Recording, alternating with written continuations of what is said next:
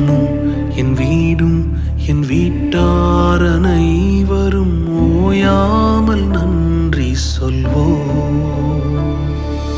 நானும் என் வீடும் என் வீட்டார் அனைவரும் ஓயாமல் நன்றி சொல்வோம்.